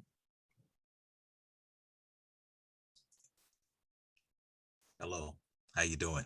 Wait. All right, I think they can spotlight. How you doing, Reverend? For those of you maybe watching, we want to hear from you. Mount Macedonia Baptist Church stood up and stood out during COVID-19. What the parishioners done there, setting up shop, being a place where individuals in our historically Black neighborhood can go and get vaccinated was commendable. We know early on that not appropriate resources were provided initially in our most troubled areas of Arlington, Arlington Mill, Halls Hill, areas like that. But Macedonia stood up. And not only did the NAACP recognize it, many in this community recognize it. And you continue to do that. And it starts at the top, Reverend. And when you know you have a lot to do with you, the deacon board, and everyone else.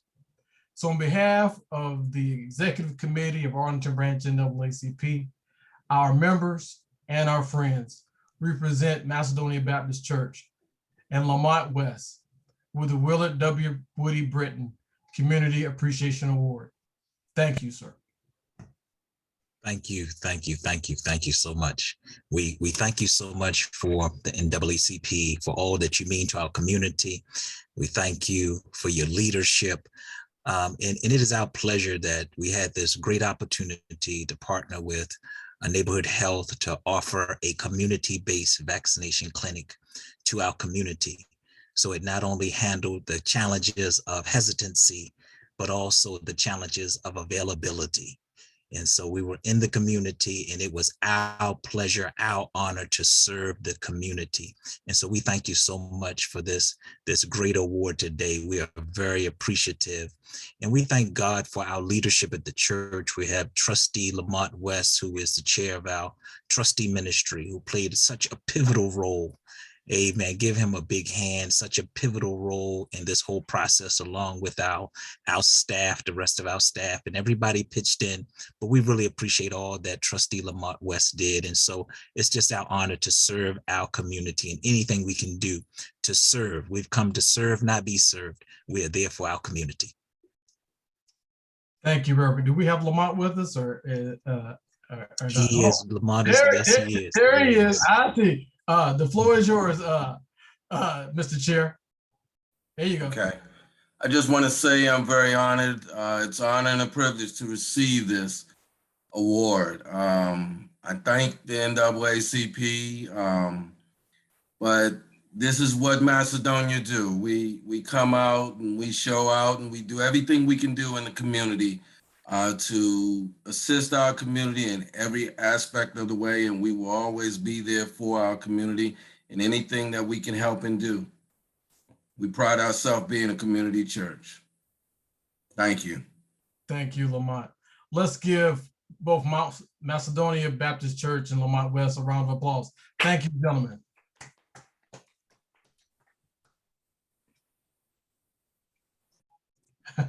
Ladies and gentlemen, again, I want to give individuals the opportunity to talk. Don't worry about that, Brad. You have a deep voice, so we'll be able to pick you up. But I'm going to say this on behalf of our executive committee, myself, the members of our branch. I've been in Arlington about 12 years. There's folks, of course, that have been here longer than I have. Jennifer Carroll Ford was a former public defender down here, but you lead the way right now. And, you know, leaders, you can pick up on them and see them from a mile away. You have, you know, during the course, more especially since what happened to the murder of our young Black man a few years ago out in Minneapolis, even here in Arlington, you have stood firm on the battlefield for civil rights as a public defender. We've had conversations. You've talked to the NAACP. You lead a group called Justice Forward. You work with Arlington for Justice. You work with Black Parents of Arlington. You work with the Latino community. You work with the Muslim community, the Asian community, the LGBTQIA community, everyone. And we see your work in civil rights. It is in that vein that we gladly recognize you this year as our Charles P. Monroe Civil Rights Award winner. Let's give him a round of applause, everyone. The floor is yours, Brad. Thank you so much. I can't tell you how honored and humbled I am by this. JD, you know, when you told me, I've never won an award in a professional context, let alone for something as meaningful as this. And when you told me, I just kind of reflexively started laughing. I mean, I just didn't know how else to react. It's just, you don't expect this as a public defender. You know, we don't enter our line of work to win awards as public defenders. And I should say this, to me, this award belongs just as much to my staff at the Public Defender's Office as me. But like I said, we don't enter our line of work to win awards or really win much of anything at all in the traditional sense.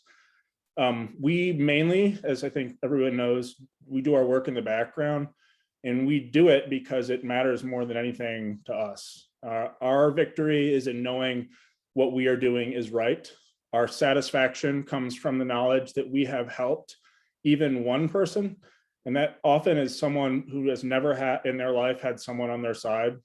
And our reward comes from our fight and the small steps that we help our community take to, as Taka said, bend that moral arc towards true justice. But I'll tell you why this award really is meaningful to me and my staff.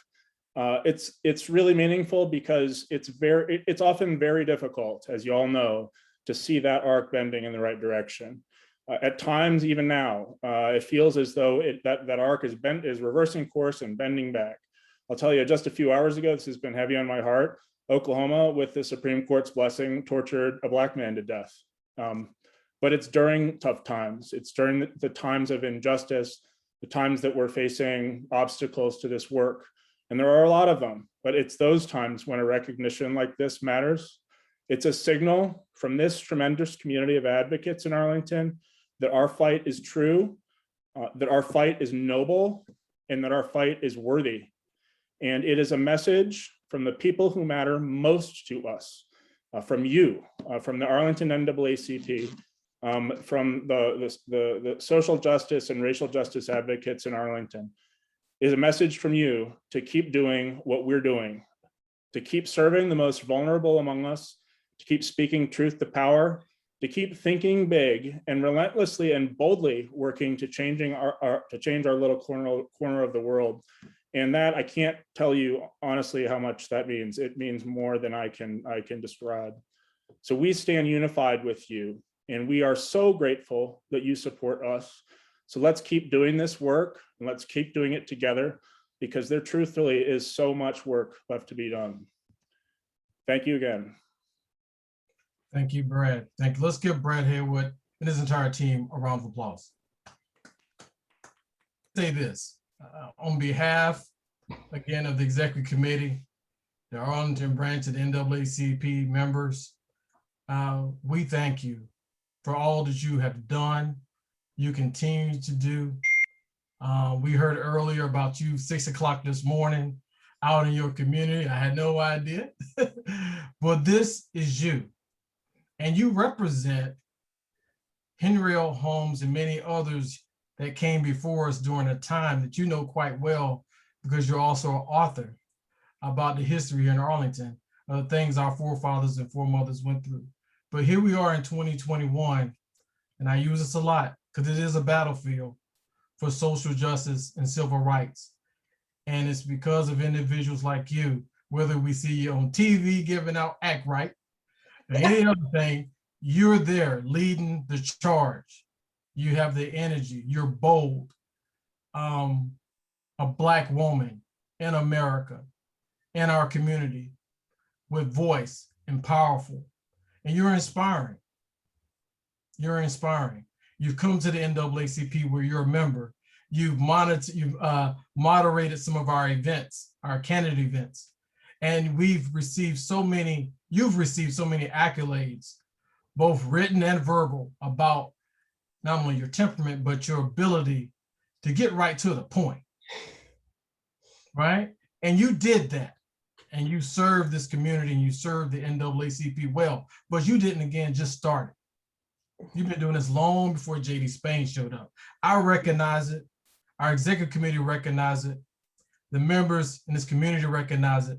And that's why this year we're honoring you with the Henry L. Holmes Meritorious Service Award. Ladies and gentlemen, let's give Ms. Wilma Jones a round of applause. The floor is yours, Wilma.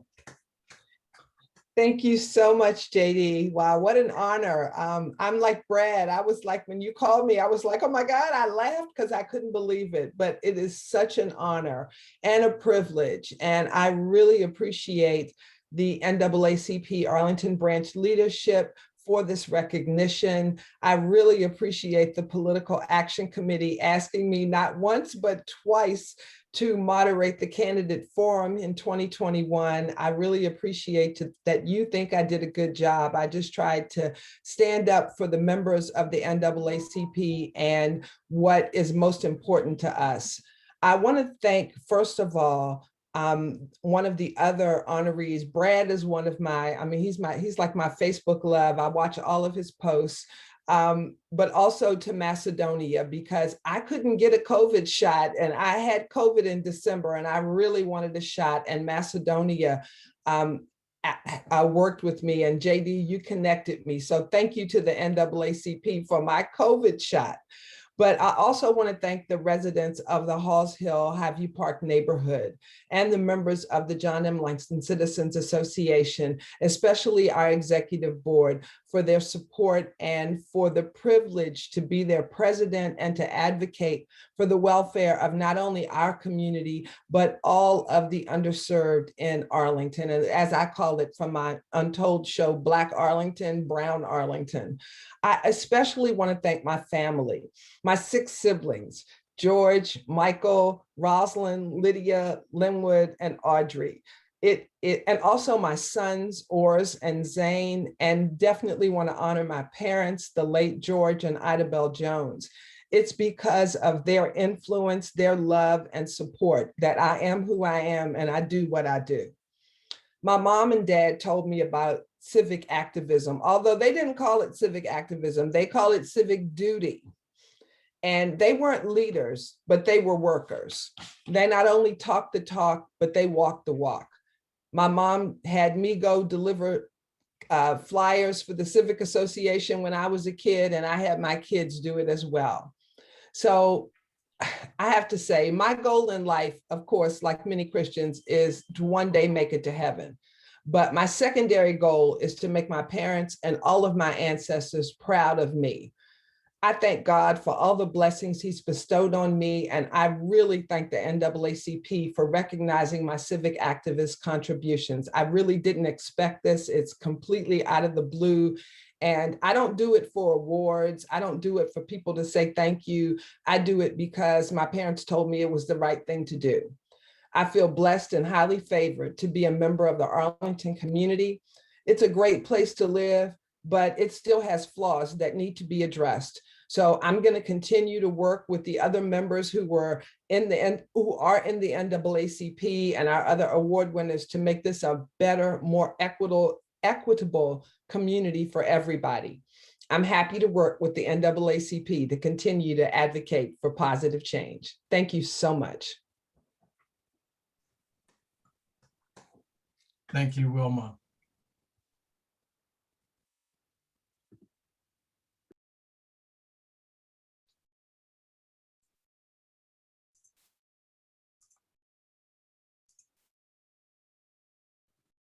We're bringing up our,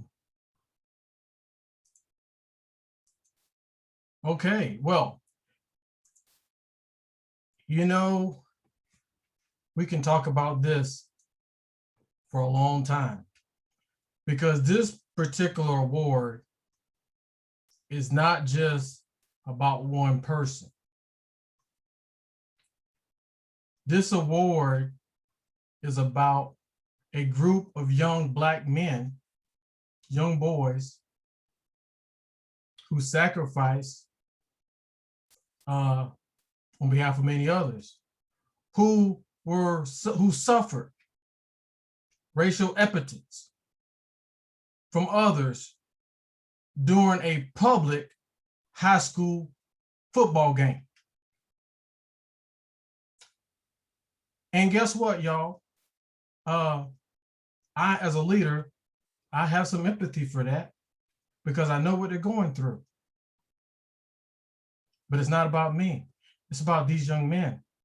It's about their families. Because they're going to wear this on their shoulders, what they went through for the rest of their life. But they made a sacrifice. They stood up. Play fair now. These young men and many others from the 2020-2021 Wakefield Warriors varsity football team did something many don't have the courage to do. We talk about standing up in times of adversity. Some people just talk about it. They were all about it. Be about it.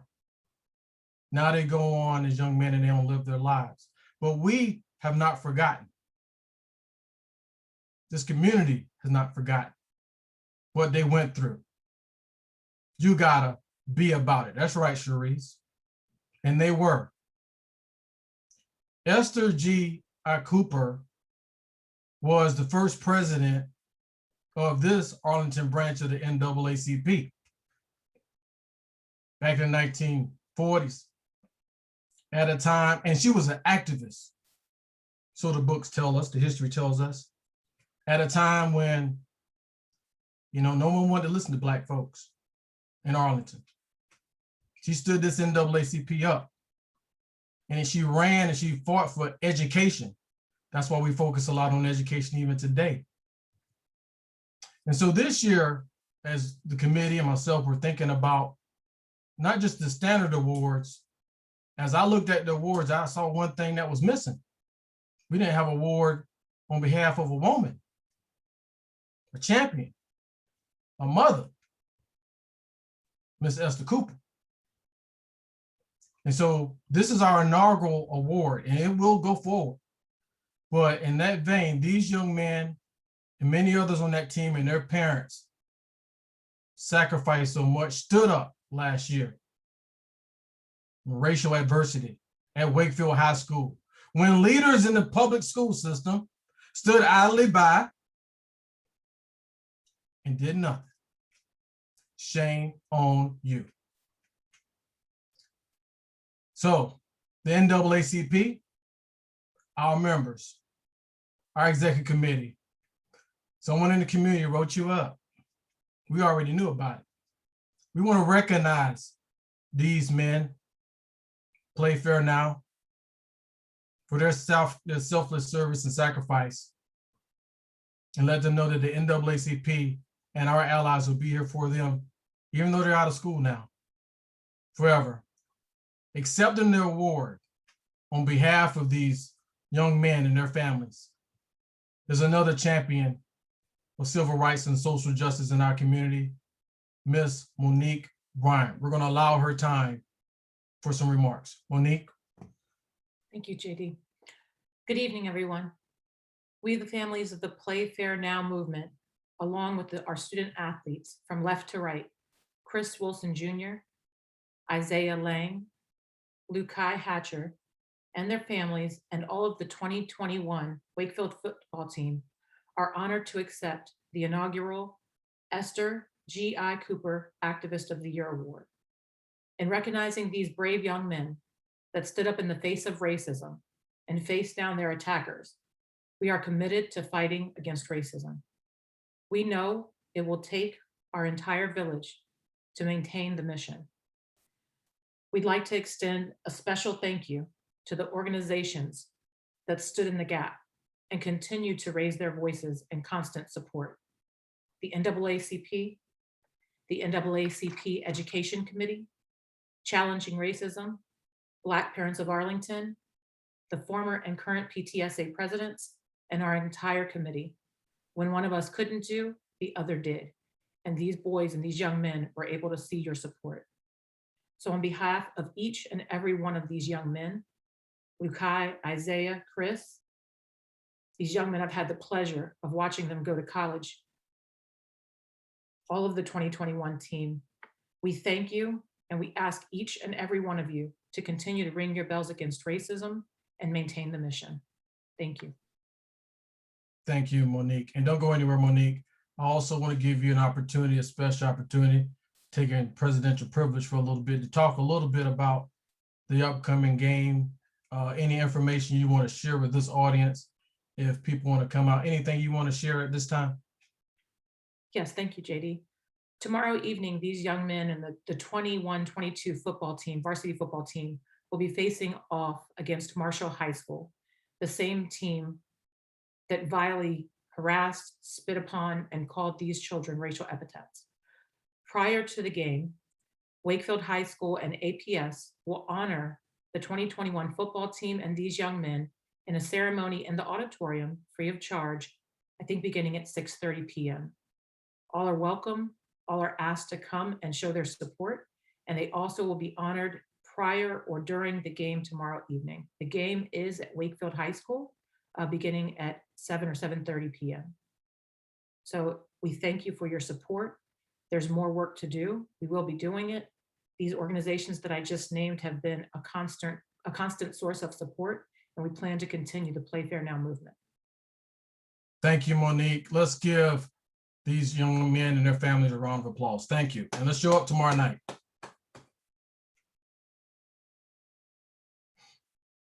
Okay, everyone. We're at the last award. I'm waiting for the team here. Each year, the president of the NAACP gets to choose an award, awardees for the President's Award for Distinguished Service. And like I said before, and you've heard this before, leadership is not about just being at the top and being in charge. What we do at the NAACP is definitely a team effort. And since 2020, I've watched this unit, this branch of the NAACP, do amazing things. Now, this award and who I've chosen this year, typically it's one. A couple years back, I did a few. But I thought it was important this year to recognize publicly those individuals at the NAACP and your leadership team that have distinguished themselves in civil rights and social justice. Those individuals are our Secretary, Wanda Younger, the chair of our Housing Committee, Kelly Macbeth, Ms. Carolyn Kane, your Banquet Chairman, Marvin Nels, our Political Action Chair, Jamie Abrams, Ms. Laurel Langhorn, Ms. Leah Evans, the Vice Chair of our Political Action Committee, Ms. Megan Razor, the Chair of our Environmental Climate Justice Committee, Economic Development Committee, Megan Brew, the Chair of our Environmental and Climate Justice Committee, Gabrielle Cantor, Ms. Jill DeWitt, Scholarship Committee, Sister Rosa Dunkley, our Religious Affairs, our third VP, Michael Heminger, our first VP, Kent Carter, and the chair of our Religious Affairs Committee, Dr. Delisha A. Davis. Why did I do it? You know, as president, I said it before, it's not about me. We need to prepare the next group of leaders. All of these individuals are leaders. You see them in the community. They may not be out front all the time, but they're doing the work of the NAACP on the weekends, on Zoom calls, during the week, 3 and 4 hours. It's not just a 1.5 hour meeting the third Monday of the month. And it's because of them we've been able to make an impact in this community and many others. But I wanted to publicly recognize these individuals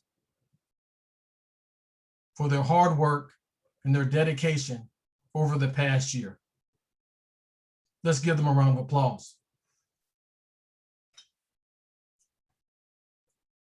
Okay, next slide.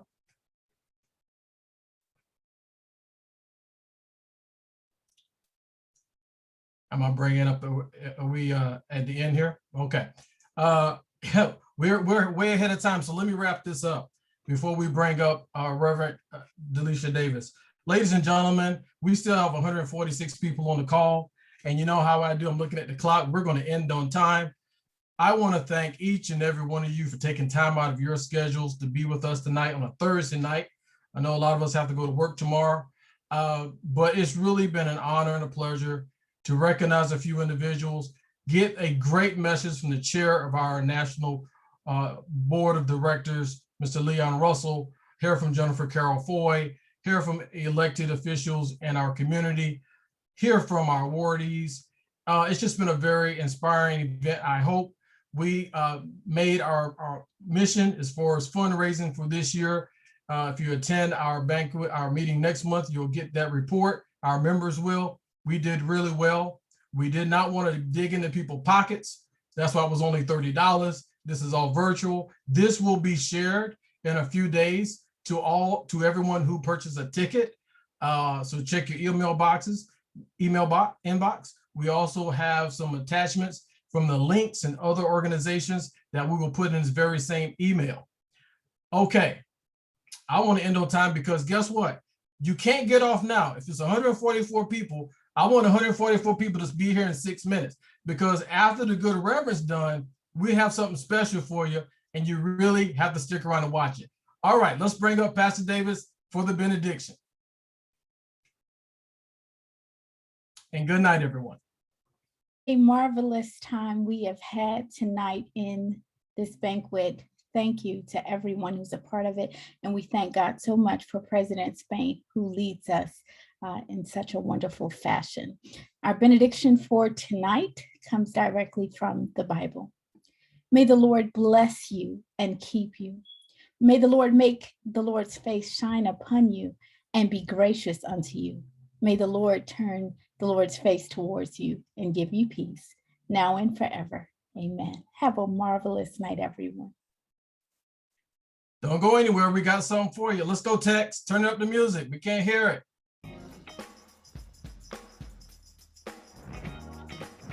Turn it up. There you go.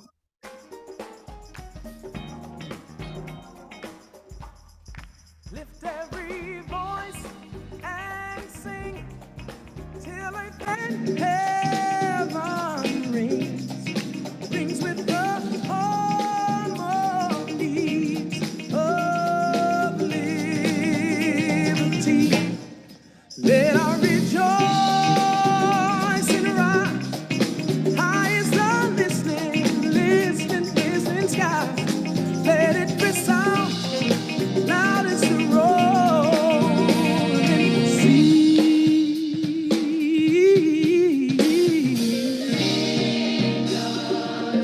Oh, sing. I said, sing a song full of the hope that the present has brought us. Facing the rising sun of a new day begun.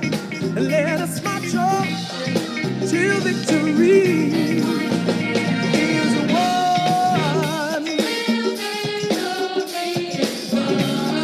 Victory, yeah, yeah, yeah.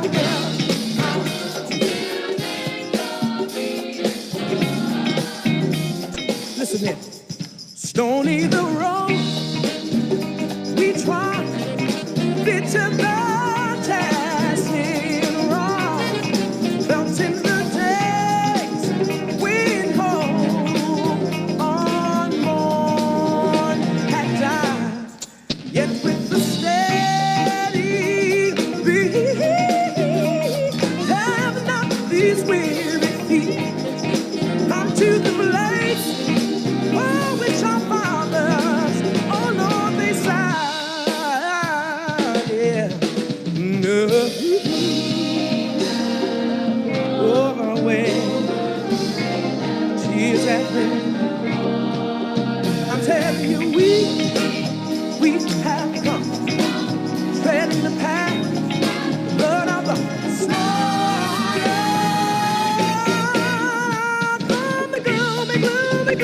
gloomy past.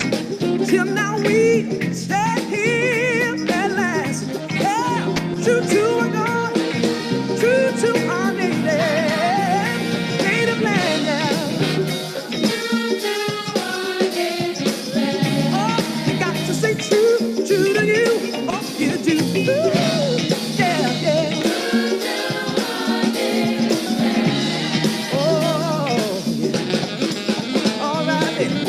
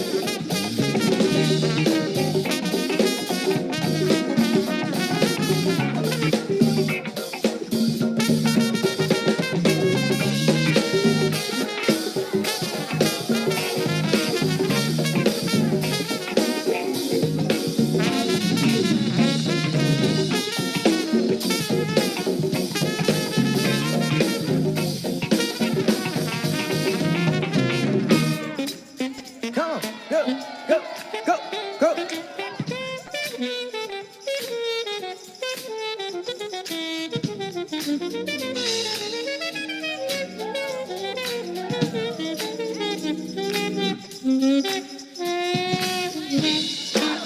me hear you say it. Yes, we are. Come on, say we. Tell everybody that you know. Let me hear you say we. You too. Yes, we are. Yes, we are. Say we. Come on, come on, come on. If you don't know, now you know.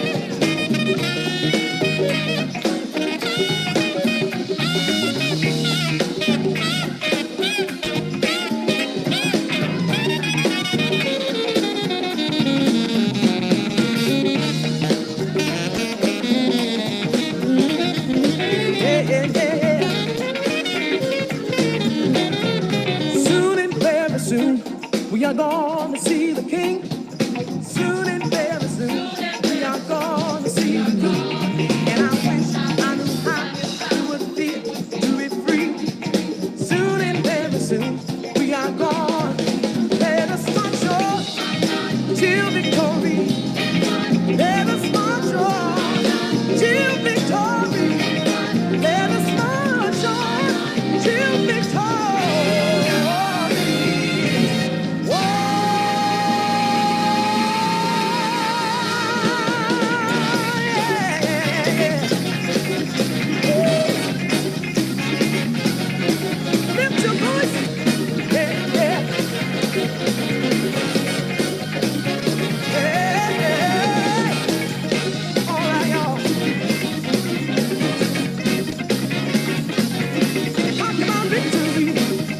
Yes, I am.